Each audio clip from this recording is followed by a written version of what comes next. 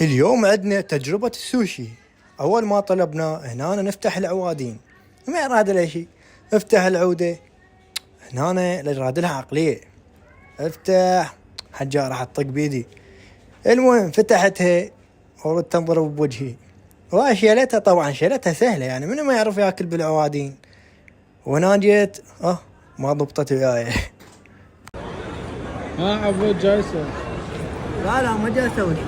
دب الله راوينا الموبايل شفته. يا معاد بدي اتعلم شلون هاي. وبعد ما قلبنا بالانترنت وشفنا الطريقة الصحيحة حتى ناكل السوشي، سوينا هيك مثل ما سووا، وهسه نجي نجربها. عبود شنو رايك في الطبق؟ والله احنا استفادينا من هذا السوشي، بس عرفنا شلون نمسك هاي. اما السوشي ما طيب، لا حد يجرب. بعد خلصت؟ ولا صارف عليه